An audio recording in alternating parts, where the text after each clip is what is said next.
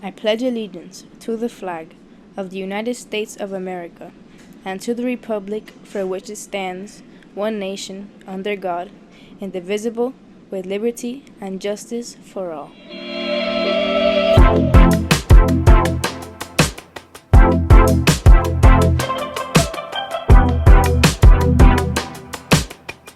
Good morning, Eagles. Today is May 10th, and it's a B-Day, and I'm your host, David. And I'm Jose. And this is Wegl with your morning news.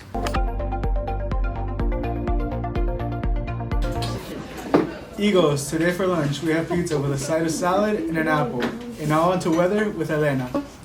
For today's weather, we have a high of 93 and a low of 76, with a 5% chance of rain. And now into our sports segment with Alexander.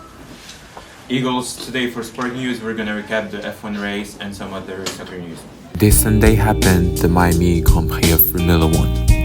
After 110 races and approximately 1,876 days since he made his debut, the McLaren Mercedes racer finally won his first win. From his full name, Lando Norris, the 24-year-old McLaren driver finally made a debut at the high spot of the podium. Soccer.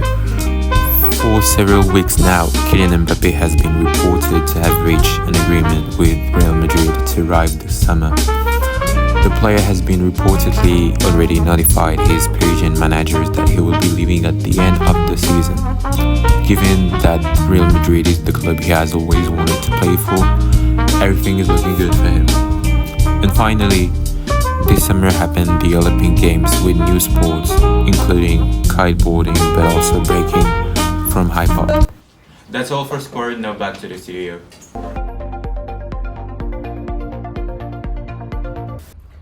Boeing counted down for its first astronaut launch on Monday after years of struggle. NASA test pilots Butch Wilmore and Sonny Williams were set to climb into Boeing's Starliner capsule for a nighttime liftoff from Cape Canaveral to the International Space Station for a week-long stay. NASA hired Boeing and SpaceX a decade ago to ferry astronauts to and from the space station after the shuttle program ended, paying the private companies billions of dollars. SpaceX has been in the orbital taxi business since 2020. We always look for a backup, NASA Administrator Bill Nelson said before the flight. Starliner's debut test flight without a crew in 2019 ended up in the wrong orbit and failed to reach the space station, forced Boeing to repeat the demo before astronauts could fly. Following more reviews last year, the company had to fly the capsule's parachutes and yank out a mile of flammable tape. Hello guys, today we are at Wendy's. We're going to ask a couple customers about their perspective of Wendy's. Today we're going to ask a few questions about how you think what's the establishment. How do you think the establishment is like overall? I think the building looks pretty nice, but like the service that they give could be better. Like what would you rate like the convenience of this being like almost like only a block of the school? Definitely a 10. Yeah. And like how do you think space like what improvements would you see in the future? With this Wendy's, I think mainly just the service itself. Right. And like how do you think like the food quality is in this establishment? I think it's alright. It's alright. Like is this like your go-to place? Definitely. Definitely. Alright. Thanks for being here. Yeah. Johan just said so much about the Wendy's franchise right now.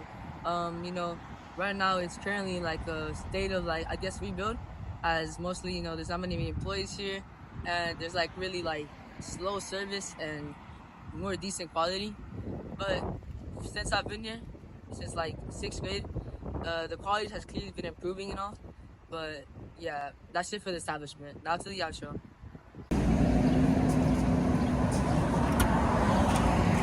That wraps up today's segment. I hope you enjoyed this interview we did, and I hope you come and enjoy the Wendy's new frosting that just came out. Many locations to see, but I hope you come and enjoy this nice Wendy's by the school. That's all for today, and as always, soar Eagles!